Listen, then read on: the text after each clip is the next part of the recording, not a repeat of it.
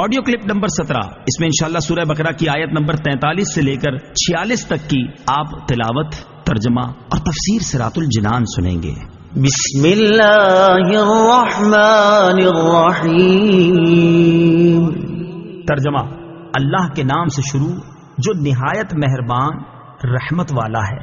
وَأَقِيمُوا الصَّلَاةَ وَآتُوا الزَّكَاةَ وَارْكَعُوا مَعَ الرَّاكِعِينَ۔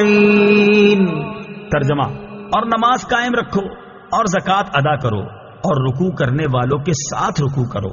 وَأَقِيمُوا الصَّلَاةَ، اور نماز قائم رکھو۔ اس سے پہلی آیات میں یہودیوں کو ایمان لانے کا حکم دیا گیا، پھر انہیں حق کو باطل کے ساتھ ملانے اور نبی کریم علیہ الصلوۃ والسلام کی نبوت کے دلائل چھپانے سے منع کیا گیا۔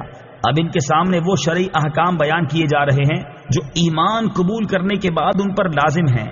چنانچہ فرمایا گیا کہ اے یہودیوں، تم ایمان قبول کر کے مسلمانوں کی طرح 5 نمازیں ان کے حقوق اور شرائط کے ساتھ ادا کرو، اور جس طرح مسلمان اپنے مالوں کی زکوٰۃ ادا کرتے ہیں اسی طرح تم بھی اپنے مالوں کی زکوٰۃ دو، اور میرے حبیب علیہ الصلوۃ والسلام اور ان کے صحابہ کے ساتھ با جماعت نماز ادا کرو۔ با جماعت نماز ادا کرنے کی اہمیت اور فضائل۔ اس آیت میں جماعت کے ساتھ نماز ادا کرنے کی ترغیب بھی ہے، اور احادیث میں جماعت کے ساتھ نماز ادا کرنے کے کثیر فضائل بیان کیے گئے ہیں۔ چنانچہ بخاری شریف کی حدیث ہے، حضرت عبداللہ بن عمر رضی اللہ تعالی عنہما سے روایت ہے، نبی اکرم صلی اللہ تعالی علیہ وسلم نے ارشاد فرمایا، جماعت کے ساتھ نماز پڑھنا تنہا پڑھنے سے 27 درجے زیادہ فضیلت رکھتا ہے۔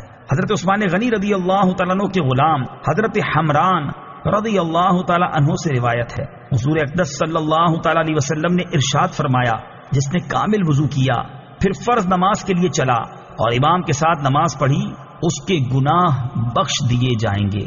أَتَأْمُرُونَ النَّاسَ بِالْبِرِّ وَتَنسَوْنَ أَنفُسَكُمْ وَأَنتُمْ تَتْلُونَ الْكِتَابَ أَفَلَا تَعْقِلُونَ۔ ترجمہ: کیا تم لوگوں کو بھلائی کا حکم دیتے ہو اور اپنے آپ کو بھولتے ہو، حالانکہ تم کتاب پڑھتے ہو، تو کیا تمہیں عقل نہیں؟ أَتَأْمُرُونَ النَّاسَ بِالْبِرِّ، کیا تم لوگوں کو نیکی کا حکم دیتے ہو؟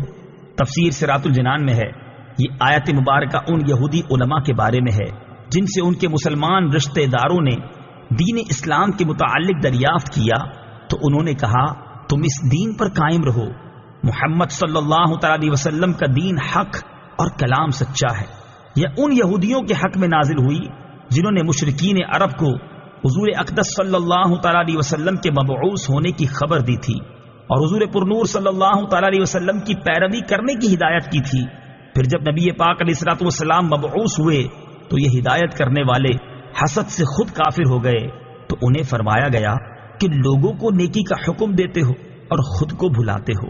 یاد رہے، اس آیت کا شان نزول خاص ہونے کے باوجود حکم عام ہے، اور ہر نیکی کا حکم دینے والے کے لیے اس میں تعزیانہ عبرت ہے۔ وَاسْتَعِينُوا بِالصَّبْرِ وَالصَّلَاةِ وَإِنَّهَا لَكَبِيرَةٌ إِلَّا عَلَى الْخَاشِعِينَ الَّذِينَ يَظُنُّونَ أَنَّهُم مُّلَاقُو رَبِّهِمْ وَأَنَّهُمْ إِلَيْهِ رَاجِعُونَ۔ ترجمہ: اور صبر اور نماز سے مدد حاصل کرو، اور بے شک نماز ضرور بھاری ہے مگر ان پر جو دل سے میری طرف جھکتے ہیں، جنہیں یقین ہے کہ انہیں اپنے رب سے ملنا ہے اور انہیں اسی کی طرف لوٹ کر جانا ہے۔ وَاسْتَعِينُوا بِالصَّبْرِ وَالصَّلَاةِ، اور صبر اور نماز سے مدد حاصل کرو۔ تفسیر صراط الجنان میں ہے، اس آیت کی ایک تفسیر یہ ہے کہ اس سے پہلی آیت میں بنی اسرائیل کو سید المرسلین صلی اللہ تعالی علیہ وسلم پر ایمان لانے، ان کی شریعت پر عمل کرنے، سرداری ترک کرنے اور منصب و مال کی محبت دل سے نکال دینے کا حکم دیا گیا، اور اس آیت میں ان سے فرمایا جا رہا ہے کہ اے بنی اسرائیل، اپنے نفس کو لذتوں سے روکنے کے لیے صبر سے مدد چاہو، اور اگر صبر کے ساتھ ساتھ نماز سے بھی مدد حاصل کرو تو سرداری اور منصب و مال کی محبت دل سے نکالنا تمہارے لیے آسان ہو جائے گا۔ بے شک نماز ضرور بھاری ہے، البتہ ان لوگوں پر بھاری نہیں جو دل سے میری طرف جھکتے ہیں۔ دوسری تفسیر یہ ہے کہ اے مسلمانوں، تم رضائے الہی کے حصول اور اپنی حاجتوں کی تکمیل میں صبر اور نماز سے مدد چاہو۔ سبحان اللہ، کیا پاکیزہ تعلیم ہے۔ صبر کی وجہ سے قلبی قوت میں اضافہ ہے اور نماز کی برکت سے اللہ تعالیٰ سے تعلق مضبوط ہوتا ہے، اور یہ دونوں چیزیں پریشانیوں کو برداشت کرنے اور انہیں دور کرنے میں سب سے بڑی معاون ہیں۔ انہا لکبیرۃ الا علی الخاشعین، بے شک نماز ضرور بھاری ہے مگر ان پر جو دل سے میری طرف جھکتے ہیں۔ تفسیر صراط الجنان میں ہے، آیت کے اس حصے اور اس کے بعد والی آیت کا خلاصہ یہ ہے کہ گناہوں اور خواہشات سے بھرے ہوئے دلوں پر نماز بہت بوجھل ہوتی ہے، اور عشق و محبت الہی سے لبریز اور خوف خدا سے جھکے ہوئے دلوں پر نماز بوجھ نہیں بلکہ نماز ان کے لیے لذت و سرور اور روحانی و قلبی معراج کا سبب بنتی ہے۔ اور یہ وہ لوگ ہیں جو اپنے رب عز و جل سے ملاقات پر یقین رکھتے ہیں اور اس مولا کریم کے دیدار کی تڑپ رکھتے ہیں۔ اس میں بشارت ہے کہ آخرت میں مومنین کو دیدار الہی کی نعمت نصیب ہوگی، نیز اللہ تعالیٰ سے ملاقات اور اس کی طرف رجوع میں ترغیب و ترہیب دونوں ہیں، اور ان دونوں کو پیش نظر رکھنا نماز میں خشوع پیدا ہونے کا ذریعہ ہے۔ گویا نماز میں خشوع و خضوع قائم رکھنے کا حکم بھی دیا اور اس کے حصول کا طریقہ بھی بتا دیا۔